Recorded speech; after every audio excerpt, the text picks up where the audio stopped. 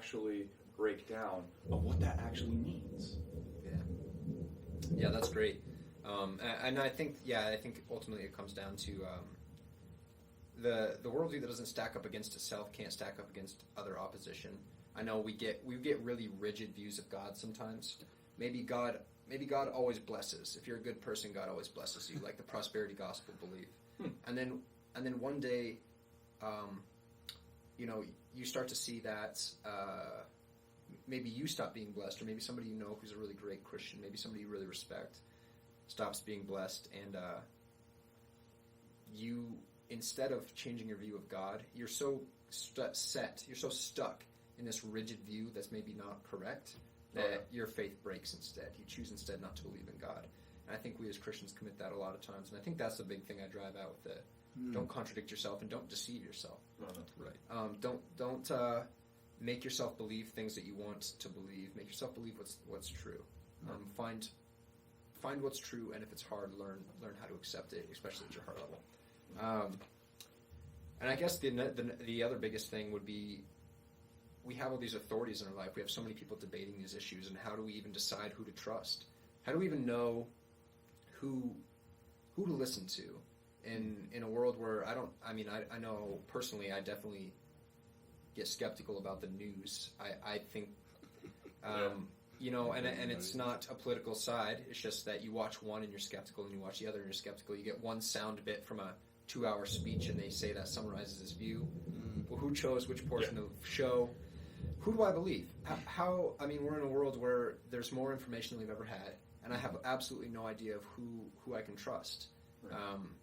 And I guess maybe I'll just address this just to Nick, because I know you've kind of had a little bit of experience with this. How would you say that's...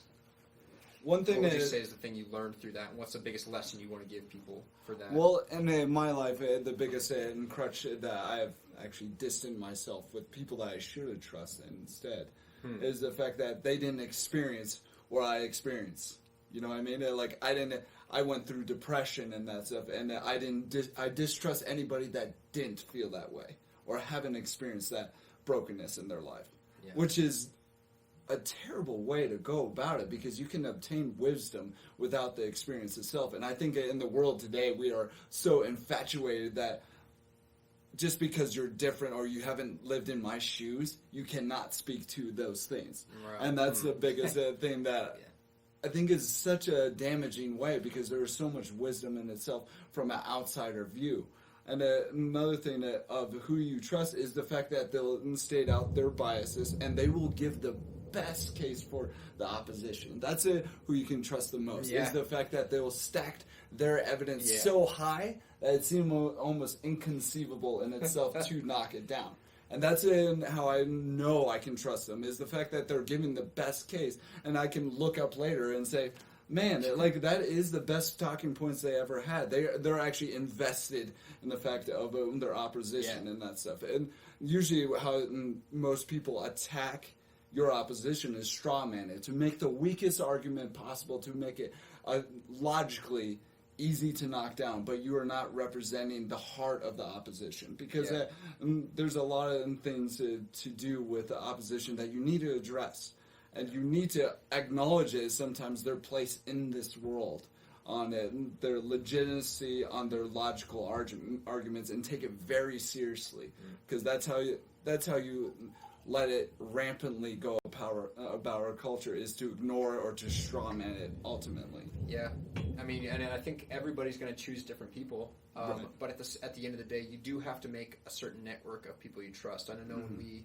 came into this, we kind of the framework that we've set up for this study, and that we will set up for this YouTube channel, is that I really, really want to say things that I think are well founded, and not be speaking off the cuff, not speaking biasedly, as much as it is possible for me.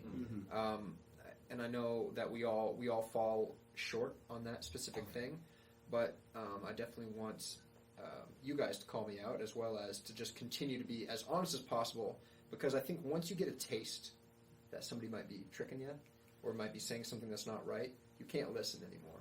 I know that's happened to me. You don't know, because you don't know where the next trick is coming. You don't know where the next deceit's coming.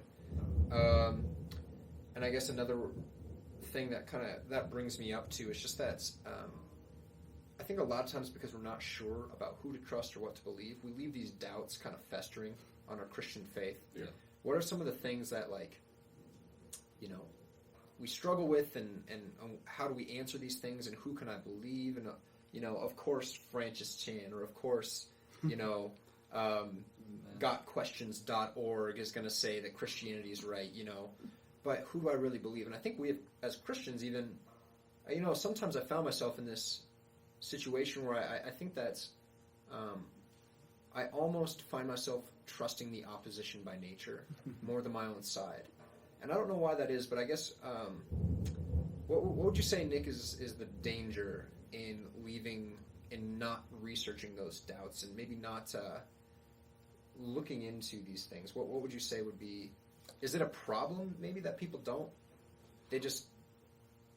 solve it? I think it's best described in the analogy in the gospel. Obviously, when Jesus was talking about, what do you build your foundation on?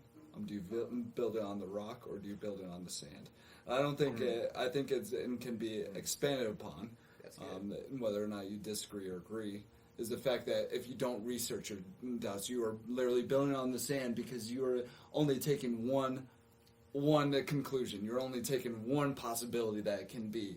And anybody that has a scientific hypothesis and that stuff, they test whether that and the statement is true. If it's not true, it's false, but that means there's a billion of possibilities. It doesn't mean that it answers one. All you're answering is one question, right? With one conclusion. But if it's wrong, there is a million possibilities in front of you. So if you only do that, you're leaving yourself to a million possibilities. You're not like, you're giving yourself susceptible to the attack easily by the devil, in my opinion, of everything that you're pretty much telling them, okay, here's the only way that you can, and that is true. Every other possibility is going to destroy my faith. And it's not, like, that's not a practical thing. It's not industrious. It's not, like, it will not be resilient in the, like, in the long run, tragic of life. Like, life is tragic. It's always been tragic since the fall of Adam and Eve. And that's just a fact in itself. Everybody can experience it. Everybody has it. So. No, I mean, I think that's great. I know that one thing I heard you say a long time ago was, or not that long ago, maybe today, but I think it echoes your long-standing opinion, which I think is the most dangerous thing about a doubt is to kind of leave it hidden throughout your life. Right. And I think that's true, and I think that affects us in more ways than we know. And I think we as a church, we love to say it's a hard issue because I think that's our easiest thing to address. That's what we're best at. But I think this channel is in reclaiming the intellectual high ground, is to basically say you can't worship God with your whole heart if you don't understand Him with your mind, or you don't worship Him with your mind. Right. Excuse me. And so I know for me, one big thing I had to do was kind of put fear on the shelf in order to start. I think now, the more that I talk with atheists, the more I talk with Muslims, there's no fear for me anymore. And I don't worry about finding information that might be bad for my faith. And I think that came through a while back. I remember almost being very, very close to falling away from Christianity. And I was curious about what would happen if I called myself an atheist from that point forward. And I had these thoughts, what about my family? What about all these ideas I had for my life? Like, I got to change everything, and I was afraid. But eventually I had to decide, and I guess there was even a point at which I thought, well, maybe I'll just pretend to be a Christian and be easier life. But I actually thought to myself, and I was like, I don't think it would be an easier life. And actually, I owe it to the world. I think it would be dishonest to say otherwise. And so if this is what I'm going to do, this is what I'm going to do. So I wrote that list. I wrote a list, and I said, what I knew about Jesus versus what I've been told about Jesus and what I actually knew. And I remember I just got a few items into that list before I realized I did know Jesus, and I'd met him, and there was something that demanded an explanation out there. And I didn't know what it was, but I was determined to find it. And at that point forward, there's like a certain switch in which I kind of had already counted what would happen. I'd counted the cost of what would happen if I fell away from my faith, and I stopped being afraid of it anymore. And it really freed me up, I think, to put kind of fear on the shelf. Yeah. And as a part of that journey for maybe the last 5 to 10 years has been really, really being allowed to dig into these issues. And the thing that I've been amazed and so relieved to find is that all those years I spent being afraid to look it up have been keeping me from a deeper faith in Jesus. Because at the end of every one of those hard questions was a better understanding of Jesus, a deeper respect for him, and an actual understanding that I didn't have before. And now I get excited to hear someone try to challenge me on a new issue. And though maybe it takes me 6 months, maybe it takes me a couple years of research, but I know at the end of this, I have this worldview that it holds, it's more complete, it's more sound, and all the pieces of the way that God works. You know, if God works this way over here, maybe I didn't realize until I studied hell that there are certain things that I can't know, that God just has to be in control of. And then I'm created with these weird humanly limitations, and suddenly now I see what it means to be humble before God. What's it actually mean to really trust him versus putting him on the judgment seat maybe. And I'm not going to get ahead of myself, but the point is that every time you get a new question, you find out something that cascades down into all of the spheres of understanding. As soon as you're willing to get rid of those fears. Can I ask you a question about that, actually? Yeah. You mentioned that you were somewhat hesitant because you were worried about disappointing your parents. Yeah. It was a quote that you guys said to me when I first met you, and it was, "We are unsatisfied with the faith that our parents gave us."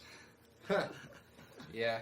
Did in any way, when you were struggling through this, was that kind of a factor? Was that more of a pull to stay in Christianity because you were like, well, I was born this way. I was born a Christian. I think it's a natural tendency for all of us. I like for that, all of us. Tendency. Yeah, because Okay. the thing is that we're naturally inclined to generation wise to keep the upstanding thing. And this is just me in general. I was I have to bring the faith and bring the name of the Brown family involved. I would feel almost a disservice for everything that my family has gone through in its history to then all of a sudden abolish it itself. It's like acknowledging the fact that someone sacrificed for you. Sacrifice for the first freedoms, and sacrifice first for the fact that they believed God in himself. And then to disclaim that or to just dismember it from your life, it's a little hard. And most atheists, I know that and say that yes, my family disowned me or anything like that, and it is a natural tendency. Yeah. But there is a point in your life where you have to choose it for yourself, because no matter what, the physical element of a supernatural question will not.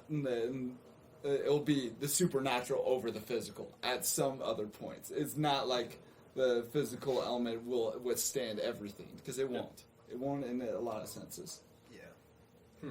That's interesting, Nick. I'd love to dig a little bit more on that. I guess one of the things that I've definitely felt was, you have more to thank for your parents for than anybody else in your life, probably. And the Bible says, train up your children right in the way that they should go, and it will be. I forget the proverb, but it basically train your children correctly, and they will stay on the right path. And I'd say that is definitely what a lot of people's parents do. But there's also Corinthians that says, there will be a testing with fire, where what is straw and what is wood will be burned away, but gold will be left, and what remains will be approved. And I don't look up those references exactly, but I think the university campus is where this happens, I think, for most people. Yep. And there's a certain sense where you find out what was built on, what was empty, what was built out of straw at that point. And I would say that what belongs to your parents and what remained is your own. And I think that happens on the university campus, and that's why it's such a big battleground. It's because I believe that there's always this, it's like the constant nagging in your ear. Now it's okay to